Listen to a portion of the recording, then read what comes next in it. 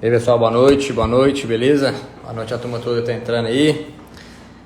Mais um bate-papo nosso aqui de segunda-feira, boa noite, Zezinho aí. Hoje nós vamos, boa noite, vamos falar da continuidade na live de segunda passada, vamos discutir de novo aqui, falar um pouco sobre o capítulo de transição do NRC, né? Fazer a parte final, que faltou aqui, uma parte muito bacana, falar de hipocalcemia, o Luiz também está aí com a gente, boa noite, hipocalcemia, de DECAD, de retenção de placenta, tem uma turma boa já online com a gente aí, vamos lá, vamos discutir, o André tá entrando aí também, tá falando com ele aqui agora, né, André, beleza? Boa noite moçada. Bom, então vamos lá, estou meio moidão aqui, já dirigi quase 1.400 km aqui no Mato Grosso do Sul, fazendo que eu trabalho aqui, vamos fazer a live daqui hoje. Bom, então vamos lá, pessoal. Como de costume, se tiverem qualquer dúvida, qualquer discussão aí sobre o tema, se vocês quiserem mandar aí pra gente, fica 100% à vontade aí o tempo todo, viu? Então não precisa esperar final ou algo assim pra gente poder discutir. Vamos voltar aqui ao capítulo e discutir um pouco do que tem. Qualquer pergunta vocês podem mandar bala. Bom, então a gente falou bastante sobre o que é o NRC, né, como que ele trabalha, o que é o pensamento. Então o NRC, na verdade, além de um livro de recomendações, de requerimentos, na verdade, né, onde ele define, descreve os requerimentos das vacas, a gente também tem um livro como se fosse uma revisão de literatura sobre alguns temas, né, e o período de transição está bem legal.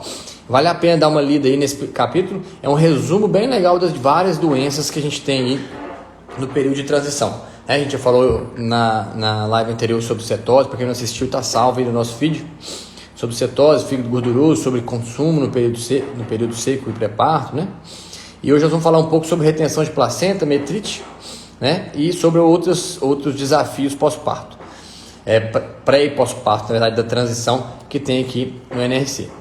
Bom, então a primeira parte que a gente vai discutir hoje, vamos trocar uma ideia com vocês sobre a parte de retenção de placenta. Então, o conceito exato que o NRC traz de retenção de placenta, que é o mais usado, né, é que é definido quando as membranas fetais, né, a placenta, não foi expelida nas primeiras 24 horas após o parto. Então, após 24 horas a placenta está lá ainda, é considerado retenção de placenta.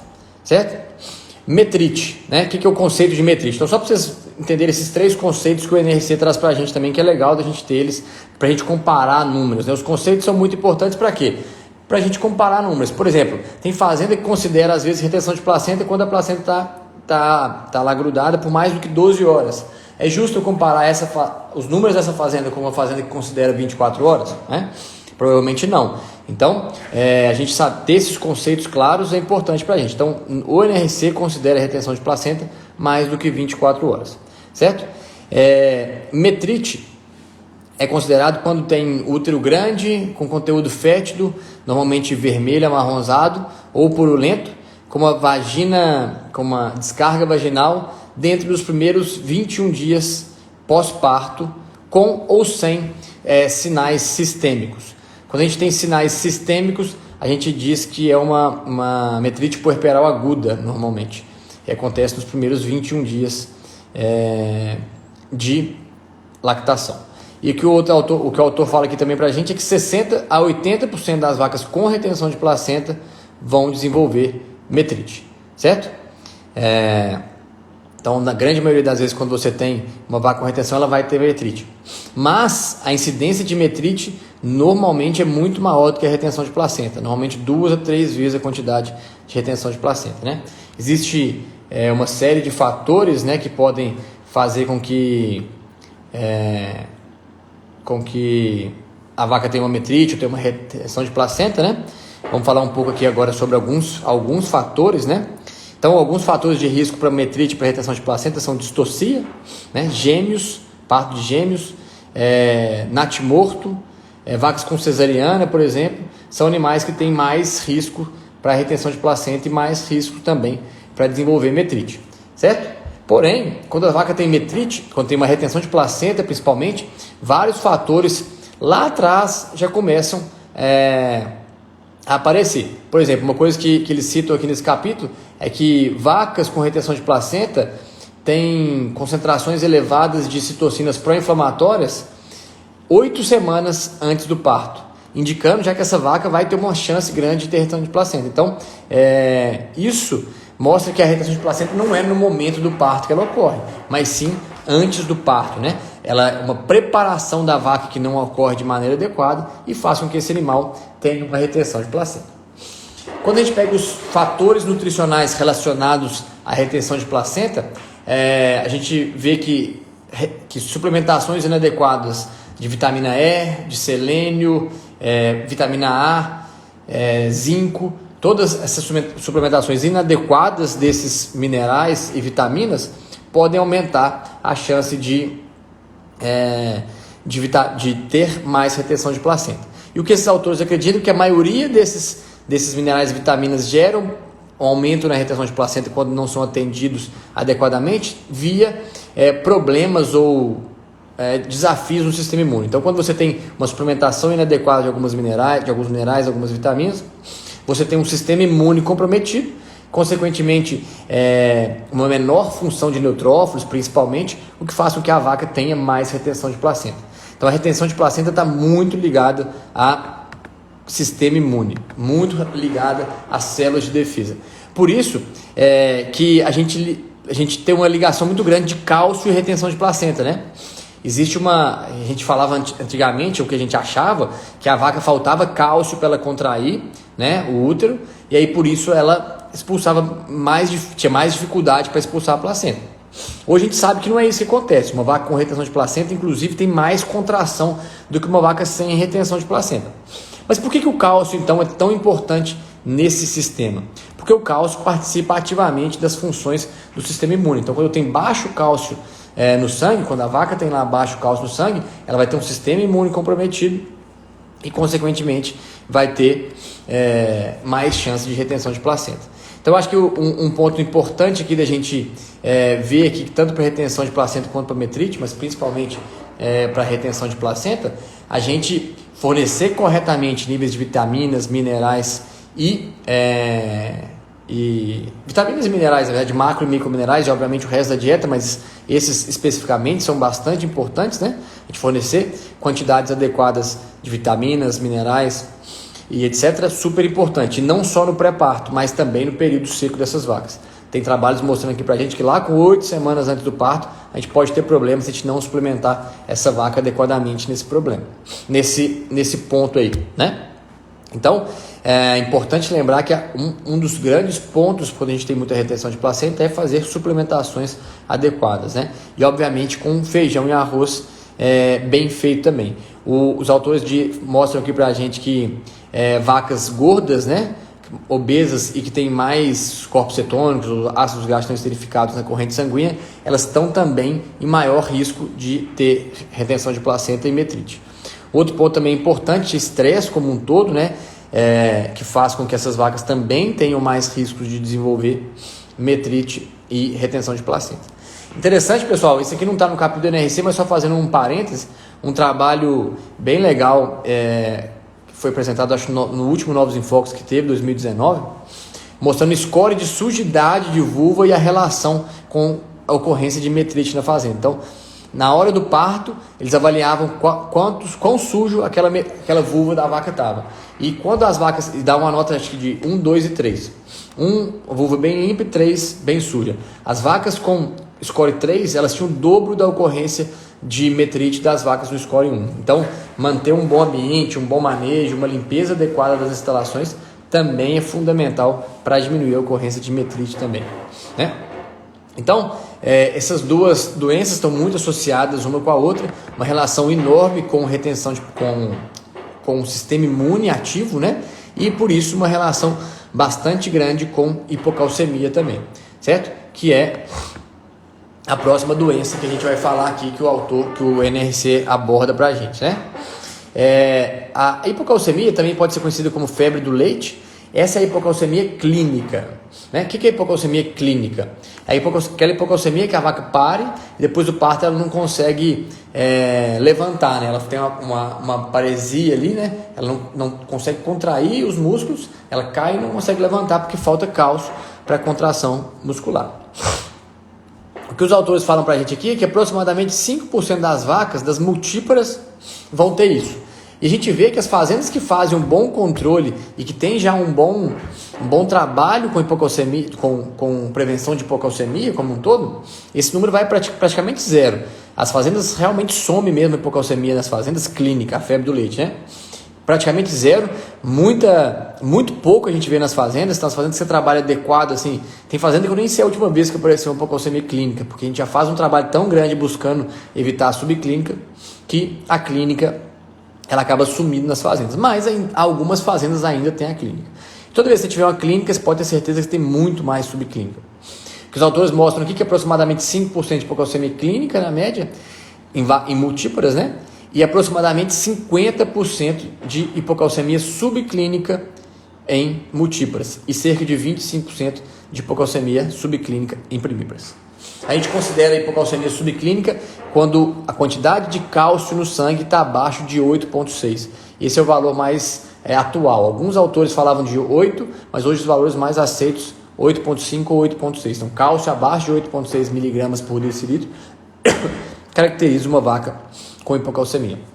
E essas vacas com hipocalcemia subclínica, elas têm um risco super grande de ter uma disfunção imune, né? De diminuir a função imune e, consequentemente, ela ter, por exemplo, mais metrite, porque o sistema imune não funciona bem, mais retenção de placenta, mais deslocamento de hebomasa, porque falta contração, mais mastite, inclusive, porque falta a célula de defesa funciona mal, mas falta também contração para fechar o esfíncter adequadamente.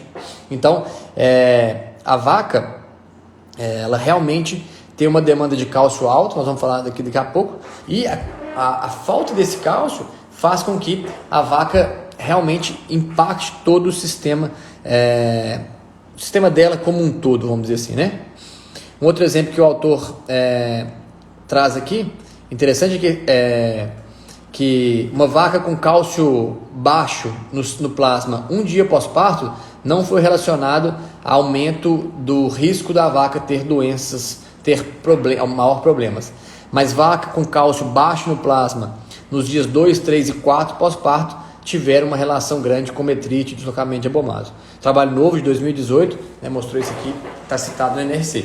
O que é legal disso, né? Que para boa parte dos animais realmente cai o cálcio no momento do parto, no dia do parto. Mas quando ela tem quando é feito um bom trabalho pré-parto, né? Uma boa preparação dessa vaca, ela consegue lidar com esse cálcio mais baixo, mobilizando o cálcio do osso, lá levando para a corrente sanguínea e fazendo com que esse animal recupere rápido, né? Então os animais que têm cálcio baixo no dia 2, 3 e 4 pós-parto que realmente têm problemas, porque foram os animais que não recuperaram, os animais que não estavam com uma adaptação, com o metabolismo do cálcio eficiente, consequentemente não conseguiu ter uma volta desses níveis de cálcio para o sangue mais rápida. E as vacas que estavam com esse metabolismo de cálcio mais eficiente, às vezes até abaixa o cálcio um pouco no momento do parto, mas depois volta bem e a vaca consegue ter uma produção bem legal. E aqui os autores falam um pouco da dinâmica do cálcio aqui, né?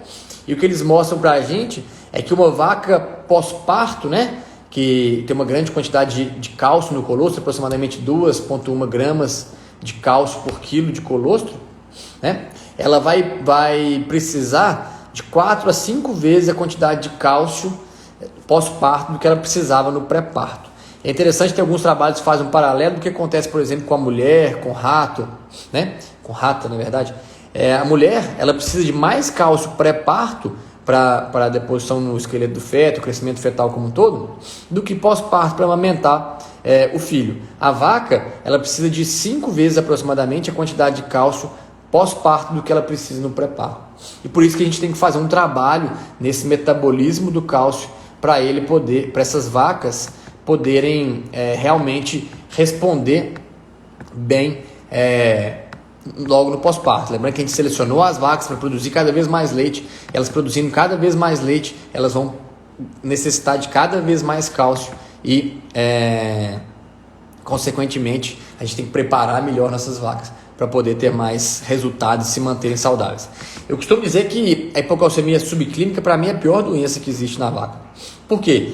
Porque ela impacta diretamente em todos os sistemas desse animal, né? A gente tem aumento de chance de retenção de placenta, de deslocamento de hebomasa, de metrite, mastite, etc. Mas mais do que isso, a gente não enxerga, né? Então, como ela é subclínica, a gente não está enxergando aquela doença subclínica. E não enxergando ela, a gente às vezes não sabe que a gente tem que combater, que a gente tem que brigar. Às vezes a gente tem que mostrar para o produtor isso de uma maneira eficiente, e é difícil a gente mostrar isso eficientemente para ele, porque ele não consegue enxergar. Tem que acreditar no mecanismo, e a gente pode ir lá coletar uma amostra de cálcio também do sangue dessa vaca e mostrar. Mas não é muito comum de fazer essa análise no dia a dia, né? Poucas pessoas acabam fazendo. Bom, falando um pouco sobre a homeostase do cálcio, né? Como é que funciona a distribuição do cálcio, como que ele é direcionado para o sangue, para o leite, etc. O cálcio é um mineral mais paradoxal, vamos dizer assim, que a gente tem na vaca, né? É o mineral mais abundante que está na vaca, mas que tem mais no animal, mas ele está lá no osso, né? De uma forma que não tem muita utilidade para o animal. Porque o animal precisa desse cálcio aonde? Na corrente sanguínea, para ele poder tirar ele para a função imune, para as contrações musculares, para a produção de leite e tudo mais, né? Mas existem alguns mecanismos que a gente pode lançar a mão, né? Que a gente pode trabalhar na vaca para fazer com que ela melhore esse status de cálcio e consiga tirar um pouco de cálcio do osso, absorver um pouco melhor de cálcio. Tem dois principais fatores que estão ligados aí a esse metabolismo do cálcio, a grosso modo, né? Que são o paratormônio e a vitamina D. Basicamente, o paratormônio ele estimula a retirada de cálcio do osso, certo? E leva para a corrente sanguínea. O paratormônio também, quer ver, tem um outro negócio interessante aqui. O paratormônio também, ele, de uma maneira geral, ele reduz a quantidade de cálcio, de perda de cálcio de urina e ativa a enzima renal que produz a vitamina D, 1,25 de hidroxivitamina D.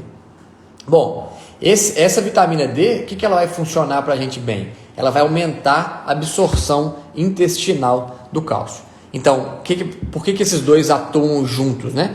Então, a vaca vai pegar, ela vai tirar mais cálcio do osso, levar para o sangue e vai absorver um pouco mais de cálcio que vem na dieta. Com isso, ela vai ter mais cálcio livre na corrente sanguínea, preparado lá para colocar no colostro ou aonde quer que seja.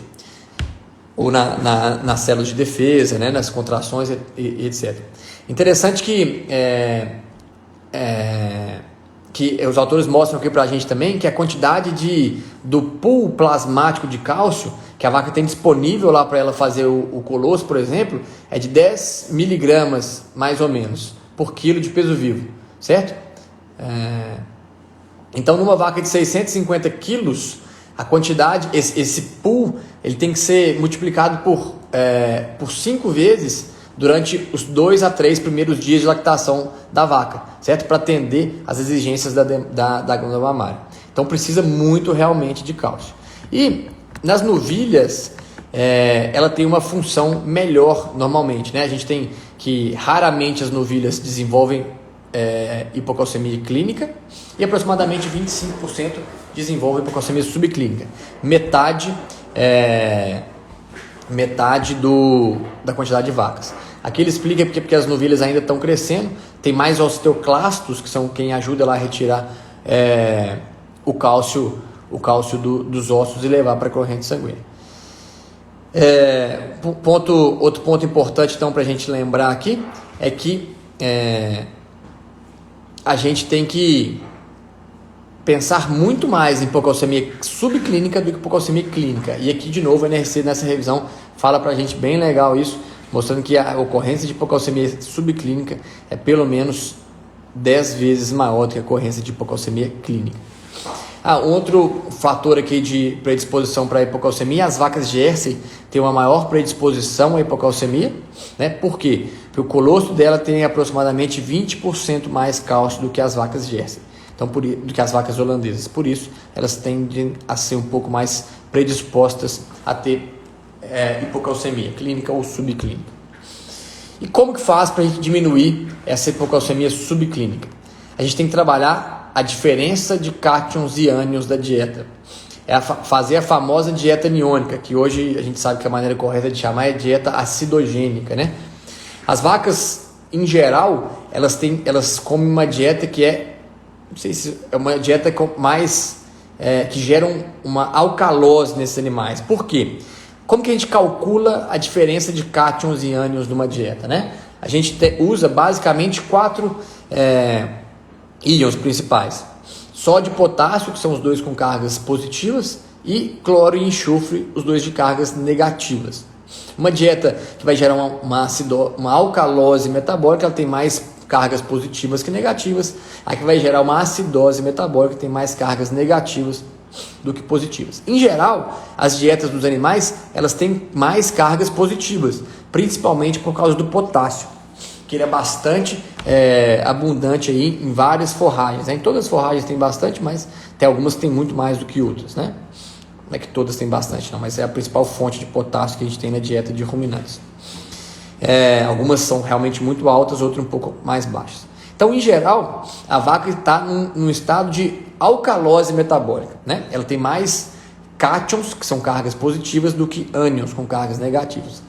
E a gente sabe hoje que todo aquele esquema do paratormônio e da vitamina D, né, toda a função deles, ela é mais eficiente e ela funciona de melhor maneira quando a gente tem uma dieta acidogênica, que tem mais ânions do que cátions, tem mais cloro e enxofre do que sódio e potássio. Em geral, a gente, nas dietas normais, ela sempre vai ser positiva. Não existe uma maneira da nossa dieta sem suplementação maior de cloro e de enxofre ter carga negativa. Ela sempre vai ter carga positiva, principalmente por causa do potássio. Bom, então aqui na parte de DECAD, o NRC fala bastante sobre o DECAD, sobre pH de urina, etc., mas não dá uma recomendação exata de qual DECAD a gente deve seguir, né? Por que isso? Porque o NRC ele precisa de uma base muito grande de estudos para gerar um requerimento para a vaca. E o DECAD negativo não é um requerimento, mas é uma necessidade da vaca. É uma recomendação que a gente usa, né? Requerimento é diferente de recomendação, né? A vaca consegue ficar viva, ela consegue sobreviver, consegue produzir leite, mesmo não usando um DECAD negativo. Mas quando você usa um DECAD negativo adequado, ela vai ter uma qualidade melhor. Então, uma recomendação e não um requerimento. Por isso, o NRC não traz para a gente um número exato que a gente deveria usar de DECAD na dieta, certo? Mas ele fala aqui para a gente claramente que dietas com DECAD negativo têm menor ocorrência de hipocalcemia subclínica e, consequentemente, de outras doenças. Tem um monte de trabalho citado aqui mostrando exatamente isso. Quando a gente tem uma dieta com DECAD negativo, o pH de urina cai e, consequentemente, a gente consegue ter um melhor metabolismo do cálcio. Em geral, quando o pH de urina cai abaixo de 7, já começa a ter um melhor funcionamento do paratormônio e da vitamina D, mas quando esse pH de urina vai mais para baixo, mais próximo de 6 e pouco, os animais começam a ter um resultado melhor, são mais eficientes ainda em trabalhar ali esse paratormônio, essa vitamina D e o metabolismo do cálcio como um todo, né? Como eu disse para vocês, a fórmula do DECAD é sódio, potássio, cloro e enxofre, né? Então eu tenho que trabalhar esses quatro íons aí na dieta. Eu tenho que tirar o máximo possível que eu conseguir de sódio e potássio e colocar o que eu conseguir de cloro e de enxofre, obviamente dentro de um padrão. Em geral, o que os trabalhos mostram para a gente na literatura, o NRC não traz isso porque não é um requerimento, é uma recomendação, é que um DECAD entre menos 100 e menos 150 seria suficiente para ter um bom metabolismo do cálcio, um bom pH de urina e, consequentemente, um bom resultado na fazenda. Obviamente que o número que a gente tem que seguir é sempre o pH de urina, porque a gente não tem, muitas vezes a gente não tem exato qual que é a quantidade de cada um desses minerais que a gente tem na dieta, né? Pergunto para vocês aí que estão assistindo aí, a gente aí, quem está online agora e que atende alguma fazenda ou que é produtor de alguma fazenda aí, vocês têm exatamente quais os níveis, por exemplo, de potássio da sua silagem, né? Lembrando que a gente não consegue fazer por NIS essa análise de potássio, tem que ser análise química. Então, quem aí tem uma análise química sabe exatamente o nível de potássio da silagem ao longo do ano, né? Pouca gente sabe esse número exato. Então, muitas vezes é por aproximação que a gente vai fazer esse DECAD. E quem vai falar para a gente se a gente está certo ou não é o pH de urina. Então, quando o pH de urina está próximo de 6 ali, é porque a gente está fazendo um bom trabalho, a gente está acidificando bem a dieta, está acidificando bem a vaca e vai ter um melhor metabolismo do cálcio. O autor fala, deixa eu pegar mais um ponto interessante aqui. Ele fala que a gente tem que ficar... Por que sódio e potássio são os dois ânions mais importantes, né? Os dois cátions mais importantes, desculpa, ânions não, os dois cátions mais importantes aqui. porque a absorção deles é bastante alta, né? Eles consideram que acho que 100% de absorção, e por isso que eles são importantes. No cloro e no enxofre, o cloro é considerado 100% de absorção e o enxofre 60%. Por isso, quando a gente vai usar uma dieta acidogênica, a gente sempre usa níveis mais altos. O cloro é mais eficiente em acidificar. Por quê? Porque ele tem uma absorção maior. Mas eu não devo usar só cloro, porque se eu usar só cloro, eu tenho que trabalhar com níveis muito altos, e aí eu vou para um nível que eu posso começar a ter mais problemas de consumo, de palatabilidade, etc. Então, normalmente a gente balanceia cloro e enxofre para poder ter um bom resultado. Existem algumas controvérsias no mercado, né? Alguns trabalhos que mostram uma direção um pouco diferente, mas no NRC aqui, eles falam para a gente que muitas vezes a ingestão de matéria seca da vaca no pré-parto é diminuída também, porque o DCAD baixo gera uma acidose metabólica, essa acidose metabólica reduz o consumo, e também por causa da palatabilidade, né? Tem efeito metabólico e efeito da palatabilidade, é o que o NRC fala para a gente aqui nesse capítulo. Então, a vaca com dieta acidogênica, ela pode diminuir um pouco, porque ela diminui um pouco a palatabilidade e porque tem um efeito metabólico também. Quando tem acidose metabólica, a vaca tende a comer um pouquinho menos. Mas, super importante a gente trabalhar de uma maneira adequada essa suplementação dessa vaca, essa dieta, para não ter esse problema do diminuição de consumo por palatabilidade. A gente acabar perdendo um pouco só pelo metabólico, que é o que a gente sabe que já vai acontecer. Beleza? Bom, um outro ponto, pessoal, se tiver alguma pergunta, algum comentário aí, fica à vontade para mandar, viu? Vocês estão meio calados hoje, fica à vontade aí para mandar alguma coisa. Bom, um outro ponto muito interessante que a gente discute aí no nosso dia a dia, né? Algumas vezes, que é muito perguntado, né? A gente antes falava muito assim, quando eu me formei, o pessoal falava assim, é proibido fornecer polpa cítrica para a vaca no pré-parto porque tem muito cálcio. Esse cálcio mais alto vai fazer com que a vaca tenha mais hipocalcemia subclínica, né, ou clínica. E o que os autores mostram para a gente aqui é que, cara, isso parece que não é verdade. Os autores mostram para a gente aqui que dietas aniônicas, né, ou dietas acidogênicas, pode conter de 0,65 até 1,7% de cálcio. Então, a quantidade de cálcio na dieta influencia muito pouco o sucesso da dieta aniônica, certo? Não pode trabalhar com ele baixíssimo, mas se você trabalhar com 0,65 até 1,7, o NRC fala pra gente que tem sucesso nessas dietas aniônicas. Então, aquele drama da gente não poder fornecer nada de cálcio no pré-parto, né, não existe mais, a gente não se preocupa com isso. Inclusive, tem gente que discute estratégias de baixo cálcio para dietas pré-parto, né, para poder diminuir a quantidade de hipocalcemia clínica e subclínica nas vacas. É uma estratégia interessante, que parece ser interessante na verdade, mas na prática ela não funciona muito bem. E por que não funciona muito bem?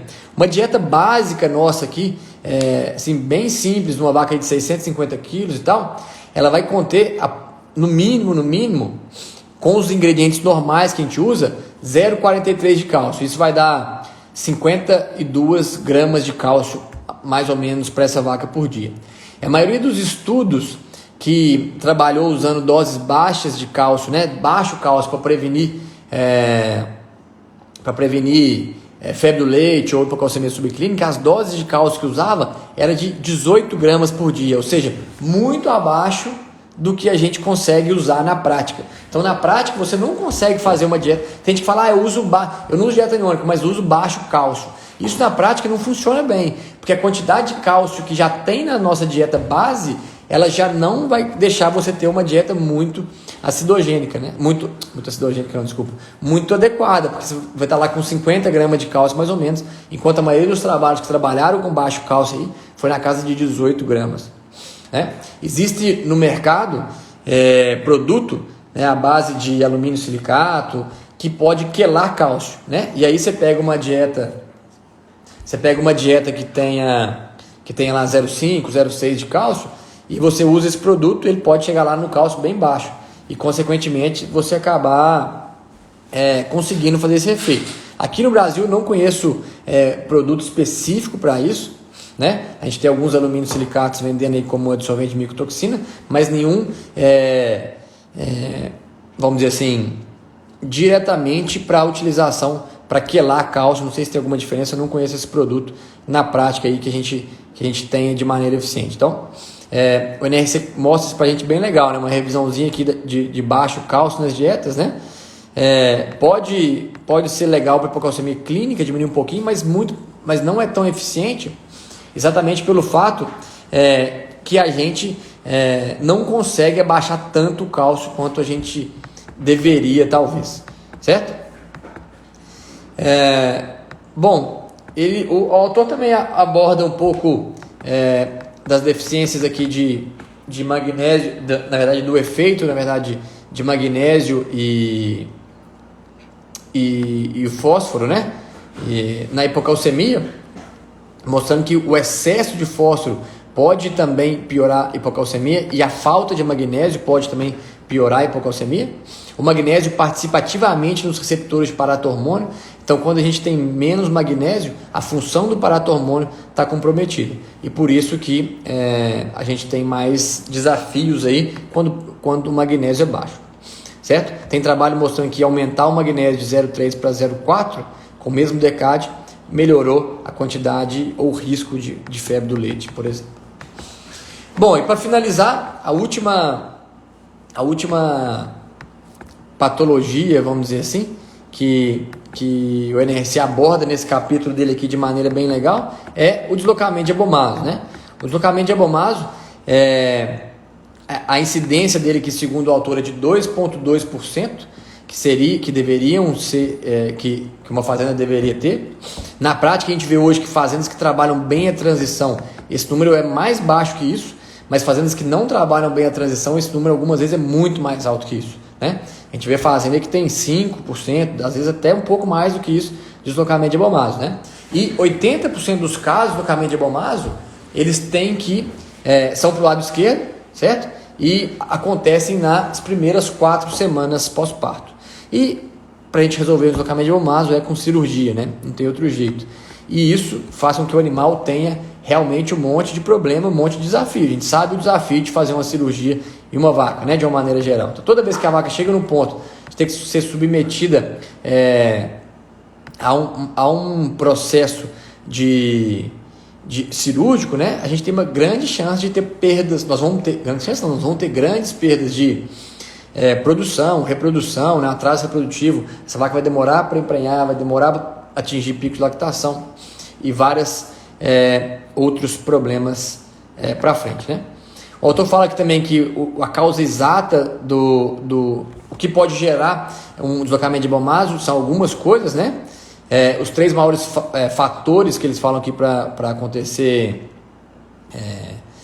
deslocamento de Abomaso são 3. Um deles é que a dificuldade do rumen voltar para a posição dele depois de que o feto sai ali da cavidade abdominal, depois que tem o parto, né? Às vezes o rumen não está tão cheio, essa vaca não está comendo bem e ele não volta pro lugar dele, que ele deveria ficar ali do lado esquerdo, faz com que tenha um ambiente, um espaço para esse Abomaso deslocar. O outro ponto importante é que o aumento, que pode ter uma falha essa palavra, como é que é a tradução aqui em inglês? Uma falha vamos dizer assim, na elasticidade do aumento, certo? E a terceira é uma atonia abomasal. É quando o abomaso para de contrair, ele tem um acúmulo de gás lá dentro, para de contrair, ele acaba enchendo e virando um balão, ele encontra o espaço lá dentro, porque o rumen não encheu aquele espaço, e ele vira para o lado esquerdo ali. 80% dos casos são para o lado esquerdo, 20% para o lado direito, né? Talvez um pouco menos. Na prática, eu vou falar para vocês que a gente vê muito menos para o lado direito do que 20%, provavelmente. Mas é isso que o autor traz para a gente aqui. A causa exata que faz com que essas vacas tenham essa atonia ruminal não, abomasal, essa falta de contração, ainda não estão totalmente estabelecidas, mas as vacas obesas, né, na secagem tem um grande risco, né? Excesso de perda de peso também gera um grande risco. Esses corpos cetônicos mais altos, né, podem fazer com que essa vaca tenha mais risco. Mas os principais fatores relacionados ao deslocamento de Abomaso estão relacionados muito ao manejo, né? Muito relacionado à queda de consumo de matéria seca e ao manejo. Por exemplo, falta de espaço de coxo, competição no coxo, XYZ. E tem muitas fazendas, pessoal, que às vezes fala pra gente, não, aqui não tem deslocamento de hemoglobina nenhum. Mas quem que diagnostica isso? Quem que vê? Cara, ninguém às vezes está enxergando isso, né? Ninguém vai lá, coloca o esteto. Na verdade, é bem simples de diagnosticar. Normalmente você escuta um som metálico ali entre a nona e 13ª costela da vaca. Para quem já escutou alguma vez, nunca mais esquece, é um som bem característico mesmo. E muito relacionado a manejo, né? A quantidade de espaço de coxo, de sobra adequada no coxo, palatabilidade da dieta, competição, qualidade do parto e onde você vai agrupar essas vacas pós-parto, né? Tudo isso tem uma relação muito grande com o deslocamento de abomaso. Um outro ponto, quando a gente fala da parte dietética, né? Com o deslocamento de abomaso, é quantidade de fibra. Tem alguns trabalhos mostrando que dietas com mais fibra geram menor chance de ocorrência de deslocamento de abomaso. Isso muito provavelmente por quê? Porque vai ter um enchimento ruminal mais adequado e, consequentemente, vai diminuir a chance desse abomaso rodar ali dentro da vaca, né? Tem uma pergunta aqui do Thales. Você falou em usar o termo dieta acidogênica e não o termo dieta aniônica, né? Há alguma diferença? A diferença é a seguinte, tá? É muito mais... É a mesma coisa, cara. As duas são a mesma coisa. É muito mais em termos de metodologia, de terminologia, né? Por que a gente fala de dieta acidogênica? É uma dieta que vai gerar uma acidose metabólica, né? Essa dieta não é aniônica. Por que não é aniônica, a gente fala? Porque ela não vai ter os ânions livres ali naquela dieta, né? Os ânions estão ligados ali. Mas ela vai ter maior quantidade depois quando eles se dissociam lá na frente, né? Mas eles não são... os ânions, para ser um ânion, né? Ele tem que estar dissociado. Ele não vai estar dissociado na dieta. E é por isso que o pessoal fala para não usar a terminologia de dieta aniônica. Mas na prática a gente usa ainda, né? Isso sem problemas. Mas o mais correto hoje é a dieta acidogênica que a gente fala. Mas é básica, exatamente a mesma coisa, né? Só muda o termo. Bom, pessoal... esse aqui é o finalzinho do capítulo do livro, né? Então, o que eu queria dar de resumo para vocês dele aqui? O capítulo de transição da NRC traz muito mais de recomendação, uma geral sobre desafios e sobre problemas que podem acontecer na transição. Aconselho muito vocês lerem, para quem tiver meio com preguiça de ler, pode assistir as duas lives aí, né? Anterior a essa que tem um resumo de tudo, mas bem legal a maneira com que eles abordam de maneira simples e efetiva todas as doenças na transição, né? Se for ler um livro, às vezes, de cetose, ou um artigo de cetose, você vai pegar um artigo que vai ter lá 15 páginas. O NRC resume a cetose aqui, sei lá, em uma página, ou menos que isso, talvez, de uma maneira bem simples e selecionando as principais partes aí do que é realmente mais importante mesmo, né? Eu queria aproveitar aqui que vocês estão online agora e fazer um convite. Semana que vem a gente vai ter uma semana bem legal e bem intensa de discussões sobre formulação de dieta e manejo de vacas na transição. Deixa eu só confirmar aqui, 4, 5 e 6, né, de outubro, nós vamos ter uma semana aí da Descomplicando a Formulação de Dietas. Eu vou mostrar para vocês bastante coisa prática do que eu faço no meu dia a dia sobre essas formulações de dieta, sobre custos de dieta, várias outras coisas importantes. As aulas vão ser 4, 5, 6 de outubro, né? Primeira aula vai ser por onde começar a formulação e para quem que eu devo formular. Segunda aula, formulando ao vivo, vou formular dietas de pasta e confinamento ao vivo para vocês. E na terceira aula, vou mostrar para vocês como aumentar a lucratividade em fazendas leiteiras. Vou mostrar 3 casos reais de fazendas que a gente aumentou bastante a lucratividade depois que mexemos nas dietas. Então, convido todos vocês a participar com a gente. O link aí para inscrição está na nossa bio. Fique à vontade para participar, chamar os amigos, etc. E semana que vem estamos juntos aí. Beleza, pessoal? Mais obrigado a todo mundo pela participação de hoje. Até a próxima. Um abraço. Fique com Deus aí.